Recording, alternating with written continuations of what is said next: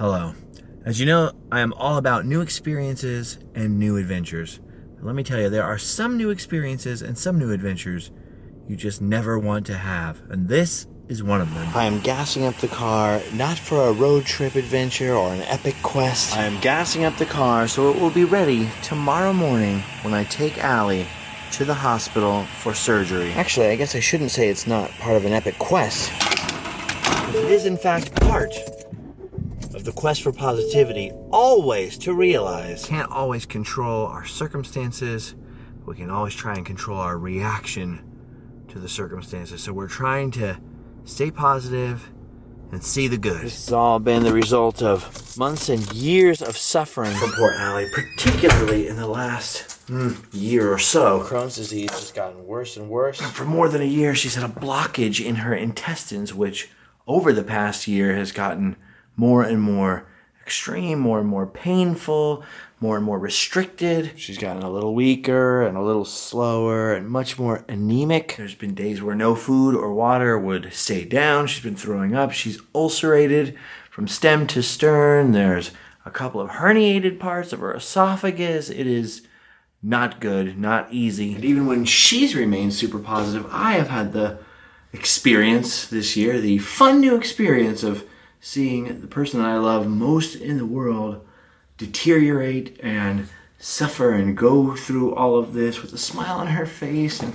trying to present a pretty face and outward appearance to the world while feeling miserable and still trying to take care of everybody around her. It's just been horrible. There's no other way to put it. It's been really tough, and I won't lie to you. I personally, for my part, am utterly exhausted. So I think now we've done all we can do. We've packed up her hospital bag. We've notarized our power of attorney and done all the different paperwork, and filling out things like DNR is just such a trip, and we've done everything that we can do, and now the time has come to put it, as they say, into God's hands and the doctor's hands. And trust to hope. What she's going to go through isn't going to be easy. They're going to have to open her up, remove the blockage from her intestines, cut them apart. She will then have to live like that for 4 to 6 months while they give her infusions and much more crazy medicine trying to reduce the Crohn's and hopefully put her all back together again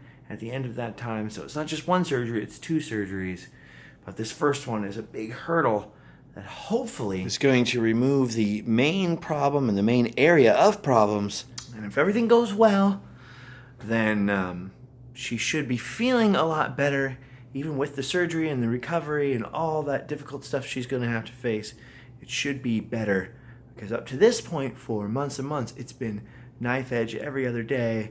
You know, whether something could rupture, whether she could be rushed in for emergency surgery, whether she could get septic and die. And I mean, they even told us that, like I told you guys on Thanksgiving, that we basically had to have that conversation with the doctors where they were like, you either do this, which is Allie's nightmare. She does not want to have this surgery, really. You know, she doesn't want to go through this, or die. And they said, it's not a choice anymore. You will die if this doesn't happen. And so I've been so stressed out and tired and worried. And so has she, for different reasons. She's been so worried, like, oh no, this surgery, I don't want to have the surgery. And I have been like, oh, I just want to make it to the surgery. I want to get her in the hands of capable doctors who know what they're doing. You know what I mean? And now we're almost there. It's just about time to go. She's talked to everybody that she wants to talk to. She spent the last couple of days cleaning up a whole bunch and getting stuff ready. And the last thing that she did before she went to take a shower and get ready for bed is to make me a mask so that I would be comfortable in the hospital. Sorry, she's just been keeping herself busy and staying positive. She's so brave. We've had a lot of crying in little fits and starts, and we've had a lot of cheering each other up. We have this joke between the two of us that we were reading this thing of lists of things you shouldn't say to someone who's depressed or going through a hard time. And the number one was, just cheer up. So we always say that to each other when it's really horrible. We go, just cheer up. I don't know. It seems funny at the time to us. And today she said to me, you know, I was thinking about my life and all the stuff we've done together, and we've done a lot of stuff. We've done a lot of really cool stuff. We've had really great times together, and I was telling her, you know, we've done our best to make a lot of people happy, and I tried to tell her, you don't know how many people whose lives you've changed and how many people that you've made happy, and sharing your struggles and giving people hope and giving me hope, and it's changed my whole life. Changed my whole life. One person has never changed somebody's life as much as this. I don't believe. She took a cynical person trying to be positive but fumbling around in the dark and really made him whole. She's worked miracles in my life and my son's life and my whole family's life and everyone around us. I think she might be an angel. And we've done everything that we can do, and now it's just time. It's just time. I've got snacks packed up for myself in the car in case I get hungry while I'm going crazy in the waiting room waiting for her. We've got masks. We've got her cozy socks for the hospital. I just keep thinking, what else is there to do, you know? But really, we've made every list we can. We've checked it as many times as we can. And I think we're ready.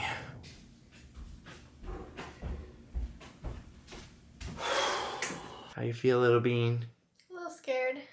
Yeah, I bet. But it's going to go well. I'm so confident it's going to go well. That's the only reason I'm filming anything. I would never film this unless I knew you were going to be fine. And it's going to go well. Everything's going to be perfect. You're going to feel better. It's a long road. It's just step one. We did it. All right. Just one more sleep left to go. I love you. I love you. Just think no more prednisone. No more being up all night feeling horrible.